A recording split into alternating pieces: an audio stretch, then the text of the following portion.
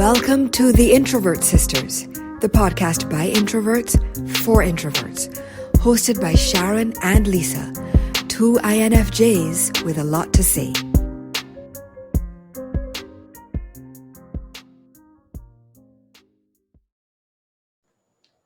Hi, I'm Sharon. And I'm Lisa. And together, we're the Introvert Sisters. Welcome back. Welcome back to the third. The third, yes, believe it, people. The third. As we said, there was so much tea, we couldn't get it all in one or even two episodes. So now we're coming back to talk a little bit about some of the reaction. But before that, in case you missed it, here's what we covered in episodes 35 and 36. We talked about royals being racist, light skin privilege, colorism, concern over Archie's skin tone, Black excellence, financial abuse, whether Meghan should have done her research. We take the view that we should not shame her whether she did or not. Suicidal ideation, mental health, allyship, right? And some of the key takeaways. And now we're dealing with some of the reaction. And sis, I want to start with the royal reaction, which I have to say was pretty underwhelming. Like, we waited a couple of days for a 4-line statement that basically said, I'm going to read it actually, because it's so short. The whole family is saddened to learn the full extent of how challenging the last few years have been for Harry and Meghan. The issues raised, particularly that of race, are concerning. While some recollections may vary, they are taken very seriously and will be addressed by the family privately. Harry, Meghan, and Archie will always be much loved family members. So first of all, there was that. Recollections may vary. Recollections may vary, and issues raised of race. Now, first of all, the issue was racism. Okay, first of all, there's that. And recollections may vary is classic gaslighting. Right? I was not impressed. And then, before you say anything, then to back it up, William was asked about the interview, and he said, we are very much not a racist family. But my question is, how would he know? I mean, we've talked about this before, right, sis? White people are not the experts on racism. Black people are. You know, if you need, 5 years or 10 years or 10,000 hours to become an expert in something, right? That's what we have. You know, we all have PhDs in racism, multiple of them. My gosh. Right. That's a quote right there. Right. So Black people all have PhDs, and minoritized populations, we all have PhDs in racism. Right. Yes. Exactly. Unfortunately. But that means that, we can't, William is not in a position to say whether there's racism or not. He wouldn't know. He wouldn't experience it. And the wishy-washy palace statement really left me underwhelmed. I didn't expect anything else, I have to say. I don't know how that read to you. What did you take away from that? First of all, the firm is at work. That's how that reads, right? Yeah. It's, sort of a PR statement, fill in the blanks, change the names, change the detail or two. It seems very, very boilerplate. I feel like they're skating around, by saying issues of race. Like you said, it's not issues of race. It's the family's racism. It's the media's racism. So let's be specific. I agree with you that some recollections may vary. It's basically, that takes away the entire faux apology. I like to call them faux apologies, right? Because it's not real, right? So that's sort of just says, well, we're doing this because we have to. But we know the firm, we know that we're right, they're wrong. We're only doing this because otherwise this will become a PR nightmare. Right? Yes. So yeah, recollections may vary. So I'm entirely unimpressed.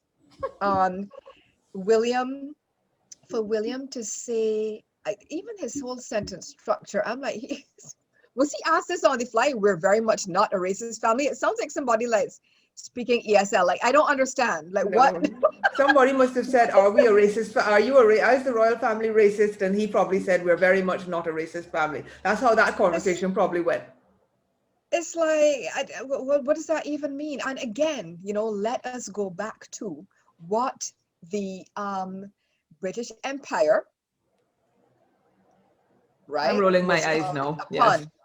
I don't know if What you it can. was founded upon. Like it's Yes. it's the whole DNA of the empire. I mean, Yes. the DNA of the British Empire is made up of racism.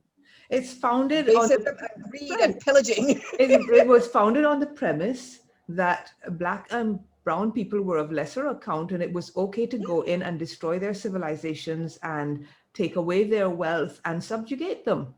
So, Subjugate them. right. That was the colonial project that we're still paying the price for today, that black and brown people are still paying the price for today. Exactly. So, yes, exactly. I don't know. Very much not a racist family. Yes. Okay. So that was reaction number one. But then Piers Morgan. Now, before I'm going to let you lead this, before we get into this, I saw Piers Morgan interviewed years ago when he was still a newspaper editor, and he was talking, I think, about the way that he covered certain subjects in order to sell papers. And it seemed apparent to me then that his moral compass, if indeed he had one, was extremely flawed. So I have to say that nothing that I have seen since has changed my mind about him. And I am being mindful of my language because some of these people with deep pockets might choose to sue if you were to libel them. But let us just say that I'm not impressed with his moral compass and leave it at that. You will understand what I'm saying. But let's dive in now, sis. He's trash. Okay. She says, undermining my whole statement. All right, fine. Oh my God, it is what it is. But, there again. But thank you for trying to prevent us from getting sued. Abject fail. You did so well. You did so well. All right. Listen, okay, so here's the thing.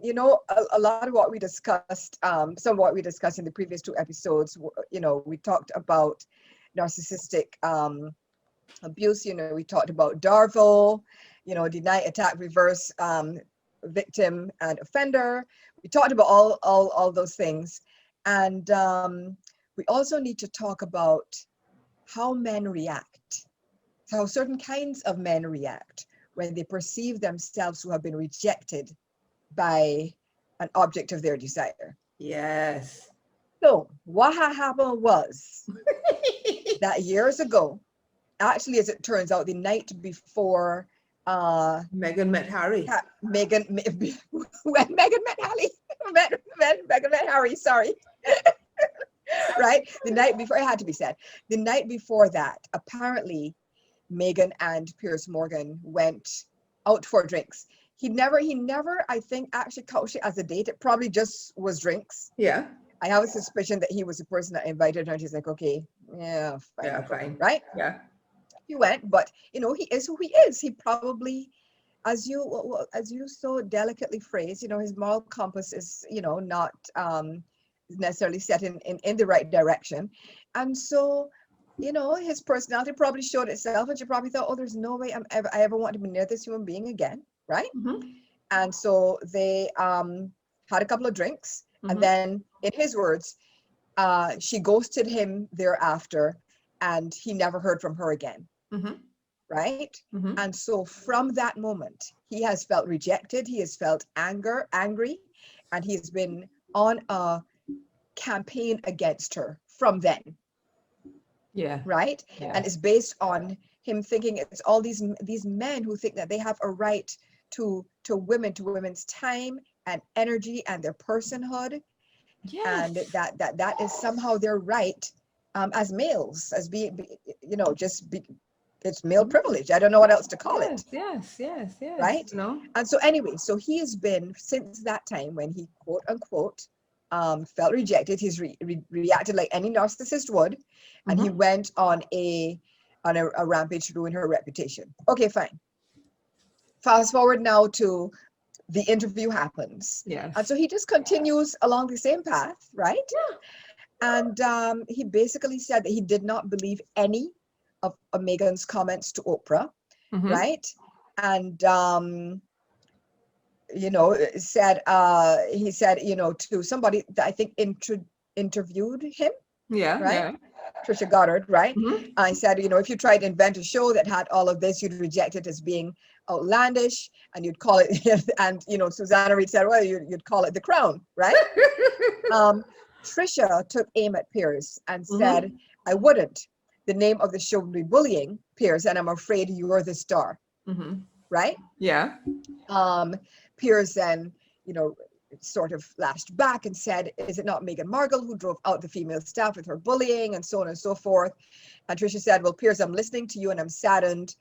You know what I wish for you? I wish for you only really wonderful things. And I hope that one of your sons meets a beautiful Black woman and gets married to them, and you'll understand, right? This was some of the reactions to, Piers saying that he didn't believe anything that Meghan says. And, it was very dangerous. He's a person that at the time had a huge platform. And for him to come out and say, even if, take away everything else, but, I don't believe the accusations of racism, and I don't believe that she was suicidal. Those were the two that were the most egregious. How did you feel about that? Well, again, how would he know what racism is? I am so tired of pale, stale males trying to say what is and is not racism. They don't know. They don't live it. No. And so they're not expert enough to know when something is racism and when something is not racism, right? And, I don't think he does not have the chops to have an opinion on what is and is not racism, frankly. Okay? He doesn't. He really doesn't. He does not, right? So yes, and again, as I think we alluded to in our last episode, people who are truly suicidal are they're not lying about it, right?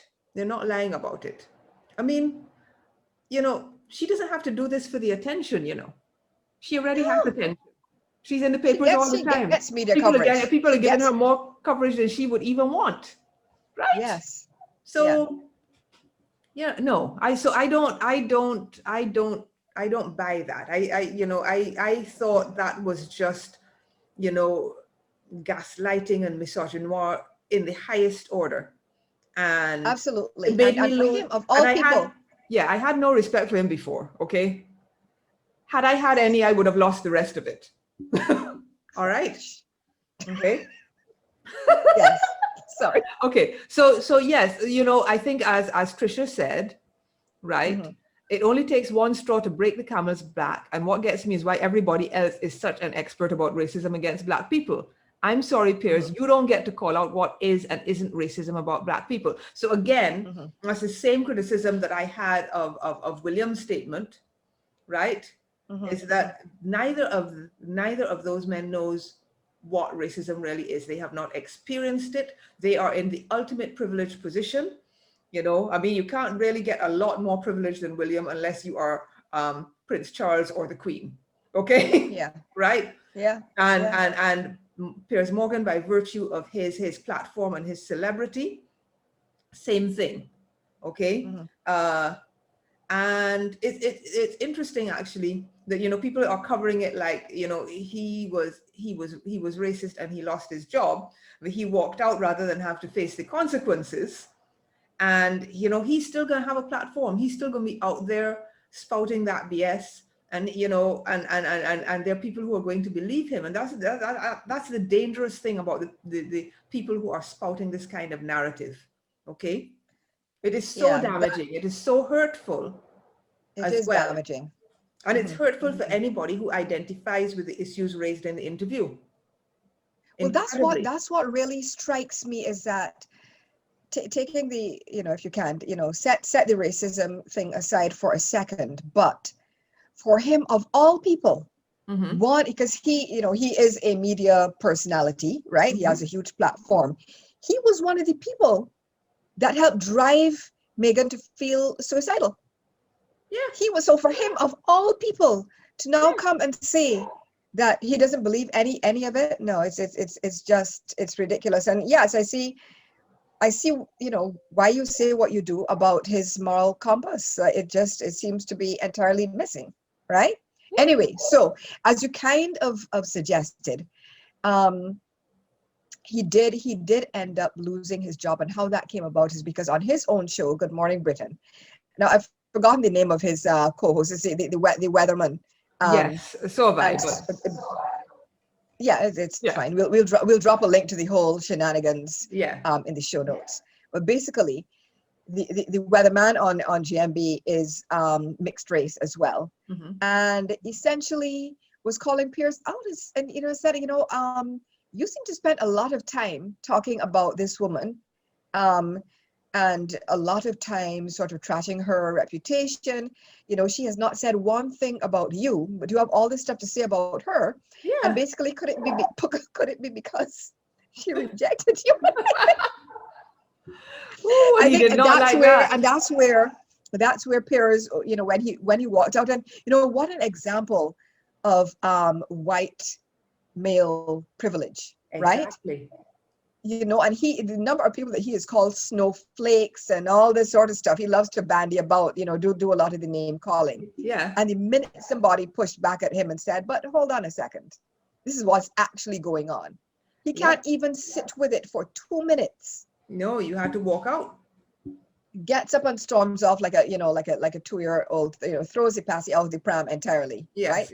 Passy gone, toys gone, everything gone. Yes. Pram broken, he's gone. Right? The sad thing about it is he'll be back. He'll be back somewhere. He's gonna pop up somewhere. He's gonna pop up on one of these places that appreciates his unique viewpoint on these issues. Yeah, well. Anyway, whatever. His unique viewpoint. Okay. Yes, so then, meanwhile, right? Or not meanwhile, I think subsequent to that, right? Yes. So he loses his job. Here comes Sharon Osbourne. No, I don't know the lady. I don't really have anything for or against her one way or the other, I mean, she lucked out. She married, she happened to marry a rock star. Yes. I don't know a lot. I don't know a lot No. about. And I think on her side, she comes from other money too. But but it doesn't really matter. But yeah, no, I wasn't saying that to imply that she targeted a rock star to marry. That's not where it's coming from at all. I'm just saying that I'm trying to say that her claim to fame and why she's even given a platform is because she married this rock star. Kind of famous. She's kind of famous for being famous. Yes. I don't know beyond that what she brings to the table. But fine, okay, fine. If she's going to get eyes on the screen, and you're hiring, have at it, right? Mm-hmm. Anyway, so Homegirl then says, tweets a response to, after Piers lost his job, Piers Morgan, I am with you. I stand by you. People forget that you're paid for your opinion and that you're speaking the truth, right?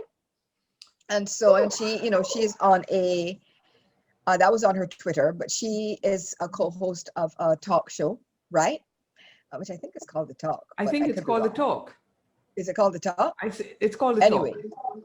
So one of her co-hosts, Cheryl Underwood, had who is black. Mm-hmm. I don't know if it makes a difference, but she's dark-skinned black as well. I don't know if that is a nuance that needs to be spoken of, but there you have it, right? Anyway, so Cheryl Underwood says to Sharon Osbourne, well, I've never seen anything come out of you other than I don't know, I'm willing to learn. If it comes off a certain way, I stand corrected. So what would you say to people who may feel that while you're standing by your friend, Piers, it appears that you give validation or safe haven to something that he has uttered that is racist, right? Mm-hmm. Osbourne then responds, I don't know what he uttered that is racist. I'm not trying to slide out of this one. Tell me. And I'm dramatizing, but that is kind of how she said it. Yeah. What is he uttered that is racist, right? I feel like I'm about to be put in the electric chair because I have a friend who many people may think is racist, so that makes me a racist. How can I be racist about anybody or anything in my life? How can I? Educate me and don't cry. If anybody should be crying, it should be me. All right, so and the Oscar goes to moi. All right, so Good dramatization. Yeah. Thank you. Although not So that far that's from what the truth. it pretty much was like that. It was pretty right? much like that, yeah. And bless her soul. I mean, Cheryl Underwood tried to still be patient with her, right? Which she had to be, because otherwise she would have been the angry Black woman. Let's not forget about that. So she was there having to hold it in while Sharon Osbourne was having at it and shedding crocodile tears. Oh my gosh, and cursing. I mean, one of the reasons why they cut to commercial break at one point is because she, just let off a barrage of expletives, right? So there was so much in just there. very aggressive. It was just There was so much very aggressive. The aggression, the refusal to see the point of view of a Black woman, the demand to be educated when there is so much information out there. There was so much. I mean, it was really the violence of her white tears. A master class in white privilege yet again. Yeah. Right? Yeah. And Yeah, meanwhile, the Black co-host is there having to hold it in, because were she to react to what in the way that it deserved, she would have been slated, and it would all be about how she had, been the aggressor to this poor crying white woman. Okay, yeah. so she had to hold it together while Sharon Osbourne was talking foolishness, because it was foolishness. I mean, sorry, that's what it was. Which, okay, just to backtrack for a quick second, back onto Meghan for a quick second. One of the things that struck me most during the entire interview was how measured Meghan's tone was, and how you could tell how much she was editing out and redacting, right? And I was like, even in this safe space, Meghan knows that she's now learned how Black she is, right? She has to hold it together. And she has to hold it together. She does not have that latitude, right? And so, this is what Cheryl Underwood had to do. Have you ever been in a white woman's tears situation? Or similar? Not fully, but yeah, it was definitely a white emotions situation. Yes. What about you? Oh yeah. Because I know you have stories. Well, yeah, several, but I do have one in particular. It was a kind of a situation where, long story short, a white woman had, in front of others, behaved in a way that was racist, behaved and spoken in a way that was racist towards me and the other people of color in the room, but most of it was directed towards me. And it was so egregious that actually the other white person that was in the room told her, you have to apologize to Lisa, right? She took the day off after because she was, I think she was hoping that people would forget, right? So let's say it happened on a Wednesday.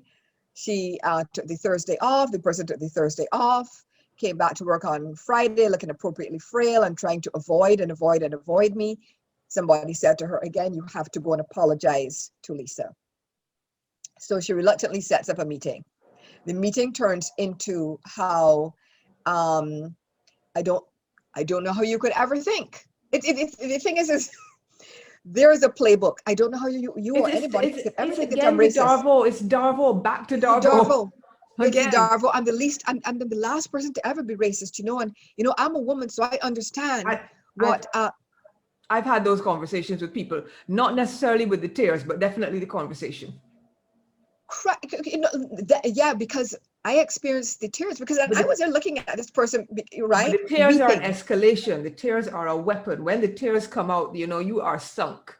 Okay. Yes, because that means, because they know they're cornered and they know what they've done, right? Because the minute those tears come out, all of a sudden you're wrong. It doesn't matter whether you were right as a Black person. No, because you've made them cry. Yes. Not, it's never seen as they chose to cry to deflect attention. You have made No, them cry. but I remember being in that situation. I was sitting down like this, right? Mhm. And I said to her, like, can you tell me why you were crying? Mhm. I said, because I'm thinking in this, I said, I said, I'm thinking in this situation, since you were the person that said blah, blah, blah, blah, blah. You said what you said, right? Mhm. And I'm thinking I should be the person crying. So can you tell me why you were crying? What are you sad about? Which made her cry. I was up to here, right? Which I was like, I don't have time for this foolishness, you know. So, But so yes. the thing is how it works. The thing is how it works. Remember, you were saying, well, Cheryl Underwood knew if she basically said anything or reacted with anything remotely resembling a passion, which she would be right to express, that she basically would have ended up being canned, right? Yeah. Long story short, I ended up losing that job Well, yes. shortly after that happened, and that's all I'm going to say about that. Yeah. That's all, but that's how it works. And that's why Cheryl Underwood had to hold it together. Yeah, right. So that is exactly how it works. While giving this woman Sharon Osbourne a lesson in racism and appropriate reactions thereto, she had to hold it together. Yeah, and be gracious. She said to not want to address that she is a black woman. No, let me start back. She said it was not the exact words of racism, it's the implications and reaction. To not want to address that she is a black woman, to try to dismiss it or to make it seem less than what it is, that's what makes it racist. And so again, we keep coming back to, black and brown people are the ones that recognize racism, right? Yes. We have years, sometimes decades of experience. Okay. It has been nearly 50 years from the first time I had what I would call an experience of racism. Okay. Nearly 50 years. Wow. Okay? Wow. Right. So you were the last. Yeah. I was like, yeah. You're probably too young to know what was going on, but yeah. Right. Do you remember what happened? Listen, a white guy in the SCR in Trinidad called me the N-word. Right? I think our parents had sent us to get drinks. And his perspective that he was not serving any ends. Till our dad came along and showed that he had the right to be there. That's how I remember it. I mean, I was young, but I remember that clearly.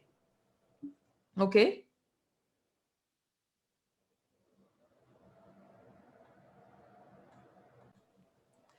Yes. Whoa. Right. That is like, what's amazing to me is look at how young you were. I hear a lot of and see a lot of white parents talk about, oh, I don't want to start talking about race too young. It's too young. You were what, 5? I don't know how old you were, but 6, 7, somewhere around there. Yeah, it was like pretty young if it was when we were in Trinidad and that's how, and you were dealing with that from then. Exactly. So Wow. But let me tell you. No, sorry, go ahead. No, I think we have to start dealing with talking about racism early. I mean, black parents already do, especially if you're living in the US. But I think white parents and would be anti-racists who want to do something about this have to start educating their children from young, because there've been studies that show that people start to pick up these attitudes from as young as 2 or 3. Okay. Which is a good segue into, let me tell you a little bit more about Ms. Osbourne and children learning things from young, right? Okay. Because I remember, I don't know if this ever, if you had known about this, but Kelly Osbourne, who also used to be on a talk show at some point. But anyway, this is just something that she tweeted while Trump was the orange one. Sorry, well, the orange one was still in power. Yes. Right. It was still in I think was he in power? Had he been elected yet? I'm not sure. I think he had. Anyway. And his stance on sending people back in asshole countries and all that stuff, right? So this is what Kelly Osbourne said. If you kick every Latino out of this country, then who is going to be cleaning your toilet? Ooh. So I'm just going to leave that there, because this is the child, right, of Sharon Osbourne, who says that she's not racist. The apple does Where not fall. Where do you think Kelly Osbourne learned that? Apple does not fall far from the tree. Okay, so let us talk about, after all the backlash about the way that she, Sharon Osbourne harangued poor Cheryl Underwood, she issued an It was apology, or an apology, right? And she said, I have always been embraced with so much love and support from the Black community, and I have deep respect and love for the Black community. For anyone of color that I offended and or anyone that feels confused or let down by what I said, I am truly sorry. No, Sharon, that is not the way. That is not the way. You have to actually hold your hand up and admit that you were wrong. End of. Right? I don't really know where it doesn't happen. This does not happen often, but I have no words. I don't know what to say, because it's a playbook that they have. There is a playbook, and this is one of the types of apologies. I think there's above series of 5 or 6 apology templates that they use. Right, this is one of them, and I've always been embraced by the Black community. That's one of the templates. That's I have Black friends, yes. Right, that's that definitely part. That's I have Black friends, and what I don't understand what she says to anyone that feels confused. She used the word confused. She did say or let down. I get she said offended, confused, let down. So right? she basically, I get offended. I get that's let all down. of us. Yes. That's all of us. Right? Yes. So confused? Who's confused? Who's confused? We're clear. Is she trying to gaslight us into believing that we're confused about her racist language? Because we're not confused. She's saying that the Negroes are dumb and we don't know what she said. That's what that is, right? That's what that is. I'm sorry, I was trying to be nice, but we're not confused. We are not confused. We're not the Negroes confused. are not confused. We are entirely not even let down because we knew what you were like before. Offended? We knew what you were like. Right? Yes. And I know we're not confused. So yes. So that is the reaction. And I mean, these are just a few of the most notable reactions. I mean, people are polarized. I mean, even before the interview, people were coming out. They were in one or other camp. One is she's making it all up, and who is she with her privilege to complain about anything? And then the camp that says, what has she ever done to us? Let's give it a listen and with an open mind, right? So it's not a surprise that some of the people that were criticizing before are still criticizing after. No. It's not a surprise that there's racism in the royal family and apologists for racism inside and outside the royal family. It's not a surprise that there's racism outside the royal family and apologists for racism. Writing an article. Apologists for racism outside the royal family. It's like we know that racism exists. There's always this idea that people like to pretend that there is no racism in Britain, that it's post-racial because there are certain legal protections that are in place that may not be available in other countries, but that does not stop the day-to-day experience of Black people. Some of the same experiences that you have had living and working in the US, I had living and working in the UK. Okay, let's just leave it there. So none of this is a surprise. It's not a surprise, and I want people to go and Google the Barbados Slave Code, right? This is your homework, people. Please go Google the Barbados Slave Code, because this family and people who think the family that into which Meghan married, Yes, they're the descendants of the people who created the Barbados Slave Code, which was developed, and I'm paraphrasing, to I think it held basically said to handle Negroes, to Yes, handle and Negroes. then interestingly, Mhm. that slave code was used as the template for how the enslavement worked in this American South. Yes, Okay, and then and then the American fed South into was used as police. the template for how the Nazis dealt with what they perceived as a Jewish issue, right? So, Yes, yes, so these, the roots of these things run deep and the tentacles go far. Okay. yes. They are Uh, sordid. They are dingy. It is a cancer that has to be cut out. That's what racism is. It has to be excised from the planet. It has to be excised from people's hearts. It has to be excised from their minds. And Sharon Osbourne, we do not buy your full apology, right? You have no. some, Sharon Osbourne, you have some work to go and do. You have to work on your mind, work on your heart, definitely work on your mouth, because some of the stuff that comes out of Yes, it and the royal family is also fairly has some work to problematic. do. The royal family has a Sorry? lot of work to do too. The royal family has a lot of work to do too, but Royal I don't know if family they're has a going to do lot it. of work to do. I don't know if they're going to do it, but they have a lot of work to do. So Piers Morgan has a lot of work to do. listen, the Beyond School has Yes, invited Piers Morgan to come and attend one of the anti-racism workshops that I he needs lead. it. We wrote, right, that is the three co-founders and myself, an open letter to Piers Morgan inviting him to come for some much needed anti-racism training. And we will drop a link to that letter. Yes. Let's see if he is man enough to actually take us up on this invitation, right? Well, anyway, you know what? Let me do this. Anyway, whatever. So yes. So No, that was me. That was for me to be quiet. I was trying to. so yes. So thank you for listening to our recap, review, and exploration of all the issues raised by the interview of the year.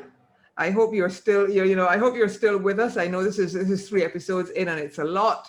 Hope you're still listening. Look forward to hearing your comments and your reaction as we share these episodes. And thank you again for listening to the Introvert Sisters. Bye-bye. Yes, and don't be a racist. Bye.